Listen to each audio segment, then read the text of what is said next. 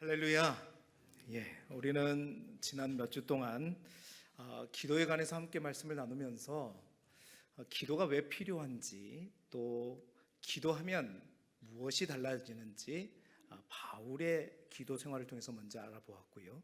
또 기도가 우리의 삶에 인간적으로 우리에게 주는 유익들까지 지난주에 함께 살펴보았습니다. 이렇게 좋은 기도, 여러분 우리 모두가 참된 삶의 기도자가 되시기를 주님의 이름으로 축원합니다. 아멘 하신 분들은 열심히 기도하십시오.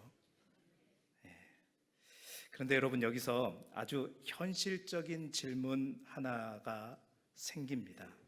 목사님, 기도가 그렇게 좋은 것이라면, 그래서 우리가 기도를 하고 싶은데 왜 이렇게 우리는 기도를 잘 못할까요?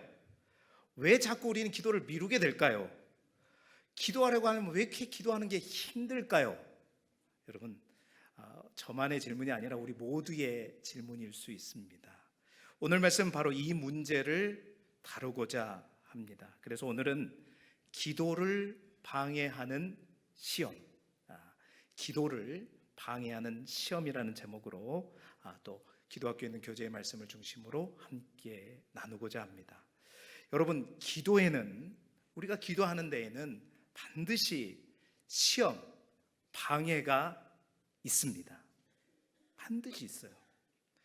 그런데 우리가 이 사실을 모르고 기도하게 되면 어떤 현상이 일어나냐면, 기도하다가 어려움이 생길 때 자꾸 그 화살이 어디에 가냐면 자기 자신에게 갑니다.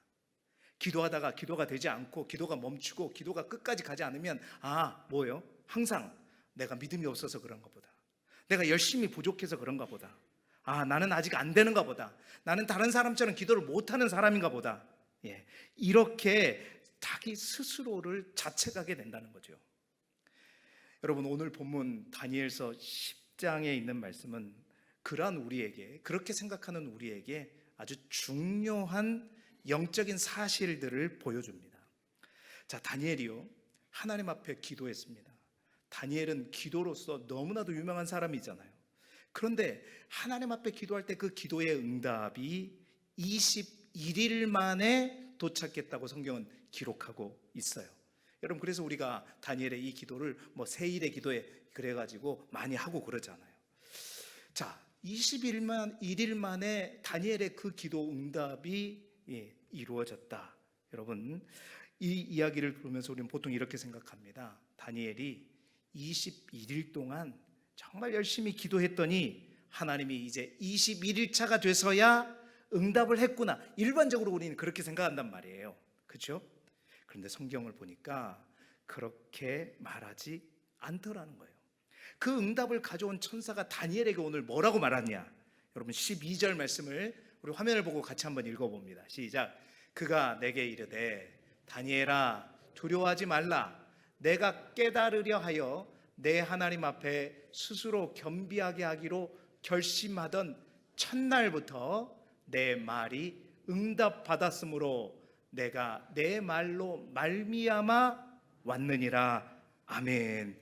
여러분, 이 말씀을 기억해 보시기 바랍니다. 굉장히 중요한 말씀. 내가 내 하나님 앞에 스스로 겸비하기로 결심하고 기도하던 언제부터? 첫날부터 이미 어떻게 됐다? 응답을 받았다는 거예요. 응답을 받았다는 거예요. 여러분, 기도한 첫날부터 하나님은 이미 응답하셨답니다. 그런데 왜 21일이 걸렸을까요?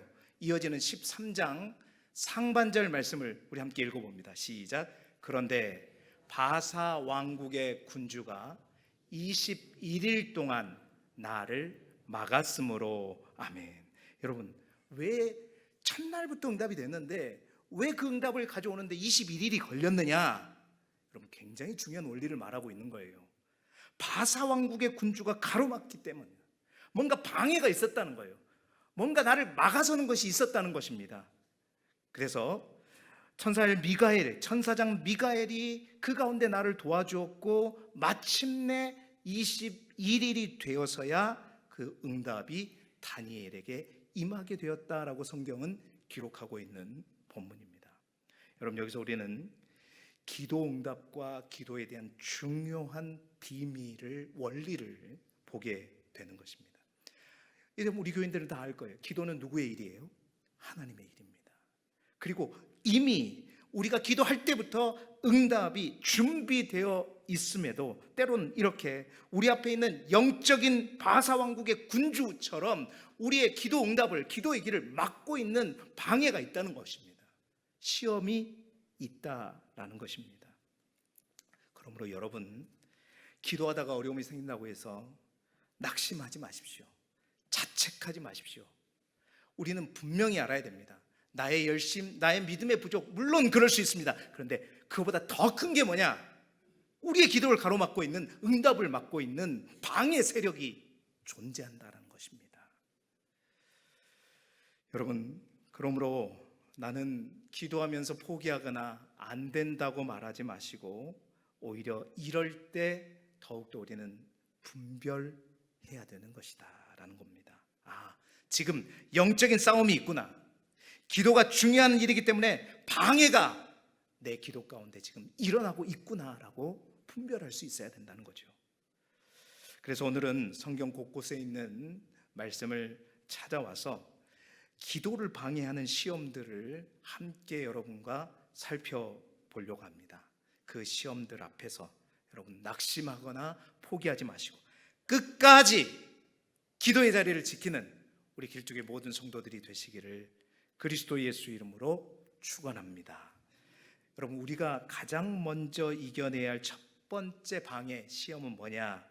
첫 번째는요, 사단의 시험을 이겨야 한다는 것입니다. 기도하게 되면 반드시 사단이 가로막습니다. 사단이 방해한다는 사실을 잊지 말아야 됩니다. 여러분, 누가복음 4장 1절 2절 말씀을 제가 1절, 여러분이 2절 읽어볼게요.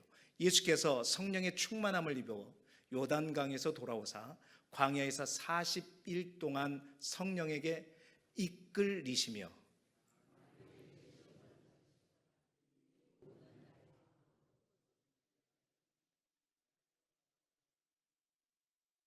아멘. 여러분, 이 말씀을 잘 보십시오. 잠깐 띄워놓으시면 예수님께서 성령의 충만함을 입으셨다고 말하고 있어요. 그리고 누구에 이끌려서? 성령에게 이끌려서 광야로 가셨어요. 그런데 뭐라고 그래요? 성경은 그곳에서 무엇을 받으셨다고요? 마귀에게 시험을 받으시더라. 그 광야에서 40일 동안 금식하며 기도하는데 누가 시험하더라? 누가 막더라? 마귀가 막았더라. 그분이 누군데요? 예수님인데도 불구하고 마귀가 시험하더라는 거예요. 우리는 종종 이렇게 생각합니다. 하나님이 인도하시는 길이라면 늘 꽃길이어야 되고 쉬워야 되고 성령이 충만하면 우리 가운데 시험이 없어야 한다. 기도하는 길이라면 모든 것이 순조로워야 된다. 아니요, 성경은 그렇게 말하지 않는다는 것입니다. 예수님도 성령 충만해서 성령에 이끌려서 광야에 가셨지만 그곳에서 기도할 때 마귀의 시험을 받으셨다는 거예요. 예수님도 그랬다면 여러분, 우리는 어떻겠냔 말이죠. 여러분, 무슨 뜻입니까? 기도하는 사람에게도 사단의 시험은 반드시 온다는 것입니다. 사단의 시험이 더 분명하게 나타난다는 거예요. 왜 그러냐? 왜냐하면 여러분, 기도는요, 우리가 하나님과 연결되는 길일 뿐만 아니라 우리가 기도할 때 하늘의 능력을 공급받는 통로가 바로 기도이기 때문에 기도는 영적 전쟁에 있어서 아주 굉장한 무기가 되기 때문에 여러분, 사단이 이것을 가만히 보고 있겠냔 말이에요. 사단이 가만히 있을 수가 없다는 것입니다. 여러분, 우리가 방금 읽었던 광야에서 시험받은 예수님의 이야기를 잠깐 얘기해 보면 예수님께서 광야에서 40일 동안 금식하셨을 때 마귀는 예수님의 가장 연약해 보이는 부분을 공격하였죠. 뭐라고 했어요? 내가 정말 하나님의 아들이거든. 뭐라고 그래요? 이 돌들에게 명하여 뭐가 되게 하라? 떡이 되게 하라. 40일 금식해 보신 분 계세요? 저는 한 2, 3일만 금식해도 돌같이, 이 돌이 다 여러분, 예수님도 그러지 않겠습니까? 40일 금식했으면요. 근데 그 예수님은 그 진짜로 그 돌을 떡이 되게 하실 수 있는 능력이 있어요, 없어요? 있으신 분이에요. 그러니까 교묘하게 마귀가 여러분 이 순간을 놓치지 않고 예수님을 넘어뜨리려고 방해하는 것이었습니다. 그런데 예수님은 그 모든 시험을 뭘로? 하나님의 말씀으로 이기셨죠. 사랑하는 성도 여러분, 예수님뿐만이 아닙니다. 우리 모두에게도 마찬가지입니다. 우리가 굳이 기도하기 위해서 저 광야까지 가지 않더라도 우리가 기도하려고 마음을 먹으면 이상하게 귀신이 귀신같이 그걸 알아. 귀신이니까 귀신같이 알겠죠? 귀신같이 알아요. 네. 내일부터 내가 요즘 너무 기도를 안 했는데 그래 이제 목사님 기도하라고 하고 이제 내일 새벽에는 내가 반드시 새벽을 깨워야 되겠다 하고 아침에 저녁에 일찍 들어갔어. 잠을 자는데 웬걸 잠이 안 와요. 큰일 났네. 막 계산이 복잡한 거예요. 이렇게 잠 안 자고 내일 새벽 기도까지 가면은 하루가 그냥 피곤할 텐데, 그러면 삶이 망가질 텐데, 그러면서 겨우 잠이 들었어. 아침에 딱 일어나 보니 뭐 어떻게 해요? 알람을 듣고 비가 솔솔 내리네. 하나님의 뜻인가 보다. 오늘이 아닌가 비요. 그렇게 교묘하게 막습니다. 그까짓 그 비 뭘로 이겨내면 돼요? 다른 거 필요 없어요. 뭐 예수 그리스도 이름으로 명하지 않아도 됩니다. 우산 들고 막으면 됩니다. 그냥. 근데 그게 안 돼요. 그게 안 돼. 여러분 특별히 마음 먹고 정말 우리 가정에 문제가 있어 기도하려고 며칠간이라도 내가 금식하려고 딱 마음 먹으면 진짜 이때도 귀신이 귀신같이 알잖아요. 평소에는 연락도 없던 사람이, 맨날 나한테 얻어먹던 사람이 하필 이때 내가 이제 밥 한 번 살게. 내가 밥 한 번 산다는데 그걸 거부하냐? 그럴 때 여러분 어떻게 해요? 다른 때는 하나님의 뜻이 뭔지도 잘 모르면서 지금이 아닌가 보다. 우린 쉽게 내려놓게 되죠. 여러분 물론 모든 어려움이 다 무조건 사단의 시험이라고 볼 수는 없습니다. 그러나 분명한 것은 여러분 사단은, 마귀는 언제나 우리가 기도하지 못하도록 우리를 방해한다는 사실이에요. 이걸 알고 기도하라는 겁니다. 기도하려고 마음먹으면 반드시 그 사단의 시험이 온다는 걸 알고 기도해야 된다는 거예요. 여러분 마귀는 그렇습니다. 꼭 큰 죄로만 우리를 넘어뜨리는 게 아니에요. 때로는 피곤함으로 우리를 넘어뜨리고, 때로는 귀찮음으로, 때로는 불편함으로, 때로는 그럴듯한 핑계로 계속해서 우리를 기도하는 것을 포기하게 만든다는 것입니다. 그런데 여러분 더 무서운 것은 그게 끝이 아니에요.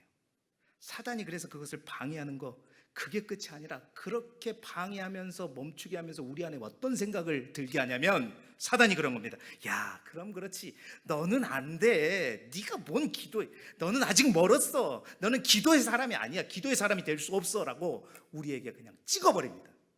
이게 더 무서운 거예요. 사랑하는 성도 여러분, 오늘 말씀을 통해 우리가 분명히 기억하십시다. 기도하다가 뭔가 방해가 오면 그것이 시험이면 자책할 일이 아니라 분별할 일이다. 지금 기도의 자리를 빼앗으려는 영적인 싸움이 있구나. 여러분 반드시 분별하시고 기도하시기 바랍니다.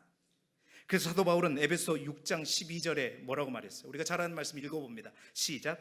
우리의 씨름은 혈과 육을 상대하는 것이 아니요 통치자들과 권세들과 이 어둠의 세상 주관자들과 하늘에 있는 악의 영들을 상대함이라. 아멘. 기도는 뭐냐? 가장 먼저는 여러분 영적인 싸움입니다. 영적인 전쟁이에요. 그 배후에는 반드시 누가 있냐? 어둠의 영이, 악한 영이 있다는 것입니다. 분명히 그것을 알아야 돼요. 그런데 여러분 중요한 것은 뭐냐? 이 전쟁은요, 이 영적인 싸움은요 반드시 우리가 이길 수 있는 전쟁이다. 할렐루야. 이길 수 있는 전쟁입니다. 저 이란이 무기 들고 가져와 보면 우리 이길 수 없어요.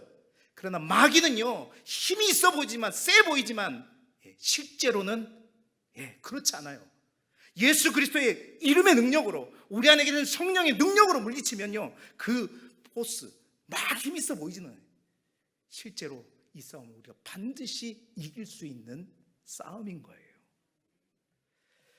여러분 이제부터 기도하려고 할 때 생기는 작은 방해들을 그냥 우연으로 보지 마시고 여러분 분별하셔서 그때마다 믿음으로 돌파하고 그리스도 예수 이름으로 능히 싸워 이기는 능력 있는 기도자가 되시길 주님의 이름으로 축원합니다.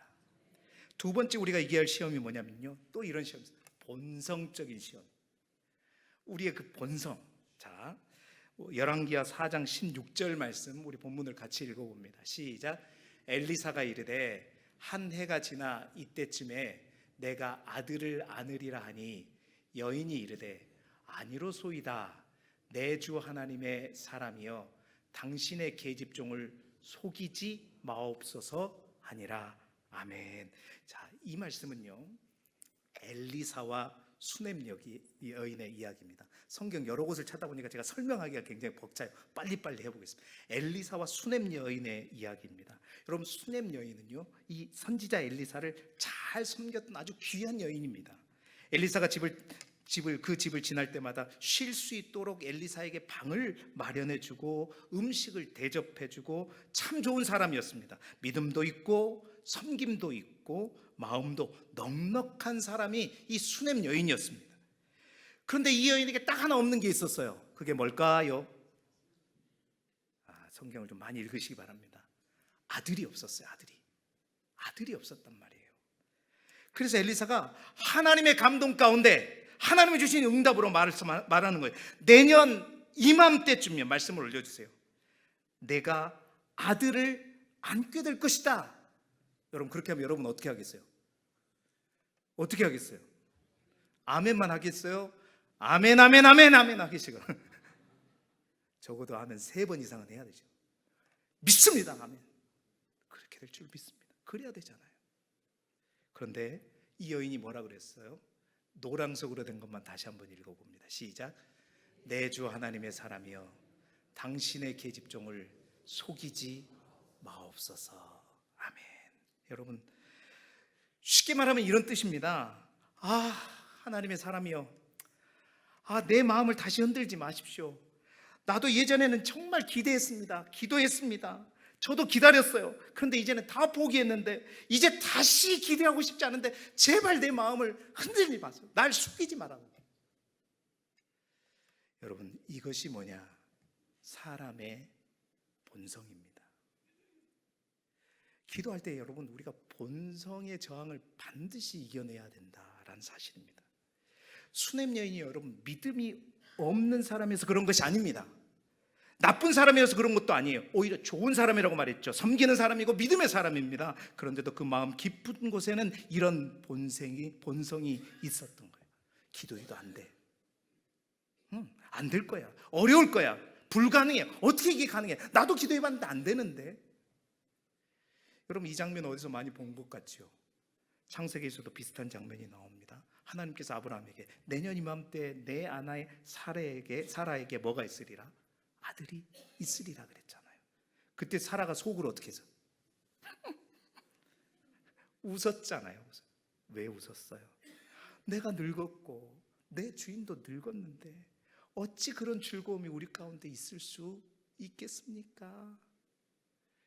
여러분, 아브라함과 사라가 믿음이 없어서 그랬습니까? 아니죠. 그들도 믿음의 사람이었다는 겁니다. 그러나 그 믿음의 사람 안에도 육적인 그 본성이 있다는 거예요. 하나님을 믿지만 내 안엔 여전히 부정적인 본성이 우리 안에 역사하고 있기 때문에 그게 우리가 기도하는데 방해가 되는 것입니다. 마찬가지입니다. 기도해야지 우리가 마음을 먹어요. 그런데 본성은 말합니다. 끊임없이 우리에게 본성은 말합니다. 기도하는 시간이 길어지면 길어질수록 더 우리의 본성이 우리를 자극합니다. 기도한다고 다 되면 안 되는 사람이 어디 있겠어? 힘들어, 피곤해, 내일부터 하지, 이번 주는 바쁘잖아, 내가 해봐야 얼마나 하겠어. 끊임없이 우리의 본성이 우리를 여러분, 솔직히 그러지 않습니까? 기도하려고 마음 먹으면 조금만 핑계가 생기면 그 본성이, 감춰져 있던 그 본성이 스물스물 올라오잖아요. 여러분, 명심하십시오. 우리의 본성은요, 사람의 본성은요, 육적인 것은 절대 기도하는 것을 좋아하지 않습니다. 이것을 우리가 인정해야 됩니다. 여러분, 우리가 밥 먹는 것, 잠자는 것, 노는 것, 우리는 본성적으로 그걸 누가 가르치지 않아도 다 좋아합니다. 우리의 본성은 다 그거 좋아해요. 그러나 기도는 자연스럽게 되는 게 아니에요. 왜? 기도는요, 영적인 일이기 때문입니다.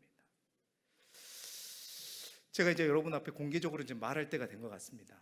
뭐 대단한 말이 아니라 제가 복실복실하죠. 제가 여기 부임할 때는 그래도 제가 부임하기 전에 그 영상을 봤더니 홀쭉하더라고요. 제가 살이 많이 쪘어요. 이제는 이제 빼야겠다. 사실 이게 오늘 결정한 게 아니라 계속해서 결정하고 있습니다. 근데요, 이게 안 돼요.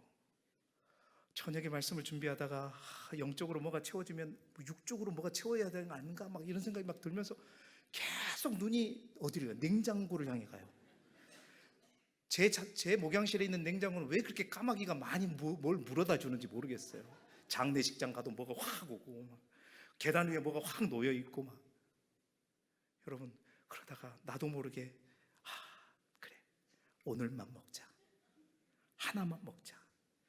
하나만 먹은 적 한 번도 없습니다. 제가 먹으면 끝장을 봐버리죠. 그럼 그 다음 날도 이렇게 보여요. 여러분, 이게 본성입니다. 본성. 우리의 본성은 기도하는 걸 좋아하지 않아요. 그 본성을 이겨야 됩니다. 그 본성을 인정하고, 여러분, 그 본성과 여러분, 왜 다이어트를 해요? 여러분, 건강을 위해 그 본성을 다스리는 것이 다이어트지 않습니까? 기도도 마찬가지다. 영혼의 건강을 위해 우리의 본성과 싸워야 되는 거예요. 내 본성은 기도하기 싫어하지만 나는 믿음으로 기도의 자리를 나가겠습니다. 내 육신은 편한 것을 원하지만 나는 주님 앞에 엎드리겠습니다. 여러분, 우리 안에 있는 본성적인 그 시험을 이기고 믿음으로 기도의 자리를 지키는 저와 여러분이 되시길 주님의 이름으로 축원합니다. 본성을 이기라. 세 번째 우리가 이겨야 할 시험은 뭐냐면 환경적인 시험 또한 있습니다. 환경적인 시험. 보세요. 이렇게 시험이 많으니 기도가 쉽겠냐 이 말입니다. 여러분, 사도행전 6장 4절 말씀 같이 읽어보겠습니다. 시작. 우리는 오로지 기도하는 일과 말씀 사에게 힘쓰리라 하니 아멘. 여러분, 이 말씀은 초대교회 안에 갈등이 생겼을 때 나온 고백입니다. 초대교회가 은혜롭게 부흥하고 있었습니다. 믿는 사람들이 많아졌어요. 그런데 사람이 많아지면 뭘도 많아요? 일도 많아지게 되잖아요. 사역도 많아집니다. 구제해야 할 사람들도 많아지게 되었습니다. 그러다 보니 어떤 일이 생겼어요? 헬라파 유대인들의 가부들이 매일 구제에서 빠지게 되는 일이 발생하게 된 겁니다. 교회 안에 불평이 생겼습니다. 갈등이 생겼어요. 그때 사도들이 어떻게 합니까? 그 문제를 외면하지 않고 방금 이 말씀 동시에 아주 중요한 결정을 내리게 되는 거죠. 우리가 하나님의 말씀을 제쳐놓고 접대를 일삼는 것이 마땅하지 아니하니 집사를 세워서 이 일을 맡기고 우리는 오로지 뭐하는 기도한 일과 말씀 사역에 힘쓰겠다 결정하는 내용이 바로 우리가 읽었던 본문의 말씀입니다. 여러분, 이 말은 사도들이요, 일을 하기 싫어서 하는 말이 아닙니다. 구제를 무시해서 하는 말도 아닙니다. 오히려 교회를 바르게 세우기 위해서 하는 말이죠. 사도들이 깨달은 거예요. 뭘요? 우리가 아무리 바쁘게 할 일이 많아도 기도를 놓치면 안 되는구나. 교회의 본질은 기도와 말씀 위에 세워지는 것이구나. 이걸 깨달은 것입니다. 여러분, 이러한 것이 바로 환경적인 시험입니다. 환경적인 시험은요, 대부분 나쁜 모습으로 우리 가운데 오지 않습니다. 대부분 바쁘고 이런 거, 오히려 해야 할 일들 모습으로 우리에게 다가오죠. 직장 일이 바쁘고, 가정 일이 바쁘고, 아이들 일이 많고, 부모님도 돌봐야 되고, 교회 일도 많고, 다 중요한 일입니다. 그래서 우리는 말합니다. 목사님, 제가 기도하기 싫어서 안 하는 것이 아닙니다. 믿음이 없어서 안 하는 게 아니라 정말 바빠서 그렇습니다. 환경적인 시험. 여러분, 그 말이 틀린 말이 아니죠. 정말 바쁩니다. 그런데 여러분, 우리가 정직하게 한번 생각해 보아야 합니다. 바쁜 일, 그 바쁜 일이 이번 주만 있는가? 다음 주가 되면 괜찮은가? 다음 달이지만 한가해지는가? 제가 7년 동안 길쭉이에 사역하면서 속았습니다. 농번기라 그러면 농번기여서 기도를 못하고 새벽에 못 나온다 그래가지고 야, 농번기 끝나면 새벽에 다 나올 줄 알았어요. 웬걸? 농번기 농사하느라고 바쁘다더니 그 다음에 이제 우리가 여행을 못 가서 여행 가고 약속 가고 하느라고 바빠서 새벽을 못 나온대요. 제가 7년을 속았습니다. 내년엔 속지 않기를 바라고. 오늘 왜 그렇죠? 제가 꼭 오후 예배 설교하는 것 같습니다. 여러분, 그렇습니다. 이 일은 늘 있습니다. 환경은 늘 바쁩니다. 기도를 미루려고 마음 먹으면 언제나 핑계가 있습니다. 교회가 너무 멀어서, 교회가 딱 이사하면 올해는 아이가 고3이라서, 아이가 이제 대학에 입학하고 나면 또 우리 집에 문제가 있어서. 여러분, 그렇습니다. 환경은 우리가 기도하도록 기다려주지 않습니다. 환경의 시험을 이기는 길은 무엇일까요? 그 마귀가 아침마다 비를 내려가지고 그거 비 이기는 길은 뭐라 그랬어요? 제가 뭐 예수 이름 필요 없다는 거, 우산 쓰면 돼요. 환경의 시험을 이기는 일은 다른 거 없습니다. 이것도 뭐 대단한 능력 필요 없어요. 딱 정하면 돼요. 규칙을 정하면 됩니다. 자세하게 정하면 돼요. 네. 먼저 기도하도록 내가 분명하게 규칙을 기도하는 시간을 딱 정해놓고, 기도하는 자리도 그냥 내가 되는 대로 하는 게 아니라 딱 기도하는 자리를 정해버리는 거예요. 그래서 남은 시간에 기도하는 것이 아니라 먼저 하도록 규칙을 만드는, 이게 환경의 시험을 이기는 것입니다. 여러분, 다니엘은 포로로 바벨론으로 끌려갔습니다. 나라를 잃은 사람입니다. 바벨론과 페르시아 제국 속에서 그는 뭐예요? 총리직을 맡으면서 여러분 공직을 감당한 사람. 여러분, 외국인이 저 미국에 가서 그 왕 다음으로 그 일들을 하는 사람이라고 생각해 보세요. 얼마나 견제도 심했습니까? 그 가운데서 얼마나 바빴겠어요? 얼마나 열심히 했겠습니까? 그런데 다니엘서 6장을 보면 그는 어떻게 했다? 하루에 3번씩 무릎을 꿇고 기도했는데 어떻게 기도했다고 성경은 기록하냐면 전에 하던 대로. 이게 규칙입니다. 다니엘은 그 규칙을 평생 동안 가져간 거예요. 전에 하던 대로. 저 예루살렘 성을 향하여 자기 집에서 창문 너머에서 항상 여러분 다니엘이 기도하는 모습 있잖아요. 그거 사진. 그렇게 정했다라는 겁니다. 여러분, 예수님도 마찬가지예요. 마가복음 1장 35절 말씀이죠. 우리 같이 읽어볼까요? 시작. 새벽 아직도 밝기 전에 예수께서 일어나 나가 한적한 곳으로 가사 거기서 기도하시더니. 아멘. 여러분, 그 전날에 예수님 정말로 늦게까지 사역했어요. 늦게까지 병자를 고쳤습니다. 그런데 아직 밝기도 전에 예수님이 어떻게 했다? 일어나셨어요. 일어나서 또 병 고치는 게 아니라 뭐 하러 가요? 한적한 곳으로 가서 거기서 뭐 하셨다? 기도하셨어요. 이게 예수님의 규칙이셨어요. 아무리 바빠도 먼저 기도하는 이 시간 빼앗기지 않겠다는 이 규칙. 여러분, 환경의 저항은 다른 거 필요 없습니다. 규칙을 정하세요. 그 규칙을 정하고 그 규칙대로 열심히 기도하면 됩니다. 여러분, 환경이 바빠질수록 우리가 기도를 줄이면 안 됩니다. 오히려 환경이 바쁠수록 기도를 먼저 붙들어야 되는 것입니다. 왜냐하면 기도하지 않으면요, 바쁨이 우리를 끌고 가지만 기도하면 하나님이 우리를 붙들어 주시기 때문입니다. 기도하지 않으면 환경에 끌려다니지만 기도하면 우리가 환경을 분별할 수 있는 힘을 얻게 되는 거예요. 그러므로 기도하는 규칙을 반드시 정하십시오. 아침이든 저녁이든 교회든 집이든 짧은 시간이든 긴 시간이든 하나님 앞에 나아가는 시간을 정하셔서 환경이 나를 정하게 하지 마시고 믿음이 내 삶의 우선순위를 정확하게 믿음으로 결정하셔서 환경의 시험을 이기고 기도의 자리를 지켜나아간 우리 길쭉의 모든 성도들이 되시기를 주님의 이름으로 축원합니다.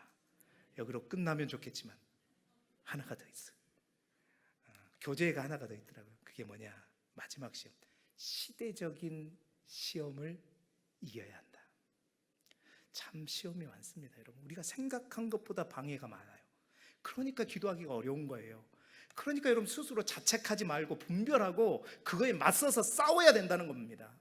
시대이죠. 로마서 12장 2절 말씀 같이 읽어봅니다. 시작. 너희는 이 세대를 본받지 말고 오직 마음을 새롭게 함으로 변화를 받아 하나님의 선하시고 기뻐하시고 온전하신 뜻이 무엇인지 분별하도록 하라. 아멘. 여러분, 이 말씀은 오늘 우리 시대에 너무나도 필요한 말씀이에요. 이 세대를 본받지 말라. 여러분, 왜 이런 말씀을 성경은 하고 있을까요? 사람은 누구나 시대의 영향을 받기 때문입니다. 우리는 내가 아주 내 주체적으로 내 주관을 가지고 잘 살아가고 있다고 생각하지만 아니요, 사실 이 시대의 영향을 우리는 너무나도 많이 받고 있습니다. 여러분, 입는 옷도 마찬가지고 헤어스타일도 마찬가지고 말투도 마찬가지입니다. 생각도 그렇습니다. 세상이 많이 하는 것을 나도 모르게 따라가게 되는 것이죠. 여러분, 사람들이 다 그렇게 하면 그게 맞는 것처럼 느껴집니다. 사람이 다 그렇게 하지 않으면 여러분, 그것이 이상한 것처럼 느끼는 거죠. 그렇지 않습니까? 기도에 대해서 세상 사람들이 이 시대가 어떻게 생각할까요, 여러분? 아니, 기도에 대해서 요즘 그리스도인들을, 요즘 교회가 어떻게 생각할까요? 심각한 문제가 있더라는 겁니다. 여러분, 지금 우리가 사는 이 시대는 기도를 많이 하는 시대입니까? 기도를 잃어버린 시대입니까? 왜 우리가 기도학교를 합니까? 솔직히 말하면 기도를 잃어버린 시대이죠. 예전에는요, 교회마다 새벽 기도가 너무 자연스러웠잖아요. 아무리 개척교회라도 한두 명, 아니 목사님하고 사모님 둘이 하더라도 새벽 기도를 했어요, 안 했어요? 했어요. 발자국 소리가 들리면 드디어 오시는구나, 기도가 응답되는구나, 그랬잖아요. 여러분, 우리 고흥지역에 있는 100개의 교회가 넘는 교회 가운데 여러분, 새벽 기도를 안 하는 교회가 있을까요, 없을까요? 안 해요? 아시네요. 여러분, 기도가 점점 특별한 일이 되어버렸습니다. 누군가 기도한다고 하면 대단하게 봅니다. 네. 아직도 그렇게 기도해? 요즘도 새벽 기도에 나가? 요즘은 그렇게까지 안 해도 되지 않나? 여러분, 이런 말을 들으면 그러다 보면 우리의 마음도 흔들리게 되죠. 내가 신앙생활하는데 너무 유난스러운가? 주일 예배만 잘 드리면 되지 않을까? 그런 생각이 우리 안에도 들어오게 되는 거예요. 여러분, 이것이 바로 시대적인 시험입니다. 시대가 우리에게 말하는 거예요. 기도는 뭐다? 옛날 방식이라고 말합니다. 이 시대가 기도는 낡은 것이다. 요즘은 신앙생활도 이런 말이 있어요. 스마트하게 신앙생활해야 된다. 우리 교회는 절대 스마트폰은 들고 있어도 스마트한 신앙생활 하지 마시기 바랍니다. 스마트한 신앙생활이 뭐냐면 딱 다른 거 아니에요. 신앙생활 하면서도 딱 주일 예배만 지키는 생활. 사랑하는 성도 여러분, 하나님은 여전히 우리에게 말씀하십니다. 쉬지 말고 기도하라. 항상 기도하라. 모든 일에 기도하라. 오로지 기도하고 깨어 기도하고 성령 안에서 항상 기도에 힘쓰라라고 말하십니다. 여러분, 시대가 바뀌어도 기도의 가치는 바뀌지 않습니다. 세상이 아무리 빨라지고 좋아져도 여러분, 우리의 영혼은 기도 없이는 살 수가 없는 것입니다. 기술이 아무리 발전해도요, 성도는 기도 없이 절대로 영적인 전쟁에서 승리할 수 없습니다. 정보가 아무리 많이 엄청난 정보가 쏟아져도요, 여러분, 기도하지 않으면, 하나님께서 알려주시지 않으면 우리는 하나님의 뜻을 분별하지 못하는 거예요. 그러므로 우리는 이 시대 속에서 더 깨어 기도해야 할 줄로 믿습니다. 그런 의미에서 여러분, 때로는 믿음의 사람은, 기도의 사람은 이 시대 속에서 조금 이상해 보여야 오히려 정상일 수 있다. 믿으시면 아멘 하시기 바랍니다.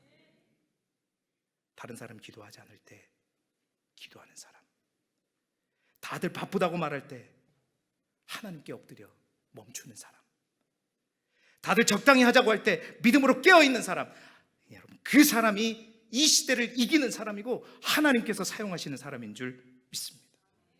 우리는 시대를 따라가는 사람이 아니라 하나님의 뜻을 분별해서 하나님을 따라가는 그런 사람이 되기를 소망합니다. 시대적인 시험을 이기고 더 깨어 더 힘써 더 깊이 기도하는 우리 길쭉의 모든 성도들이 되기를 축원합니다. 여러분, 기도는 좋은 것입니다. 그러나 그 좋은 것을 하는데 어려운 것은 방해하는 시험이 있기 때문이다. 우리의 부족함만도, 우리의 열심 때문만도 아니라 방해하는 시험이 있다는 사실을 분명히 깨닫고, 사단의 시험도, 본성적인 시험도, 환경의 시험도, 시대적인 시험도 더 기도함으로, 믿음으로 돌파하시길 바랍니다. 시험이 있지만 그 시험은 우리가 이길 수 있습니다. 시험을 이기고 계속 기도함으로, 믿음으로 이거 끝까지 기도 사람으로 서는 저와 여러분이 되시기를 그리스도 예수 이름으로 축원합니다.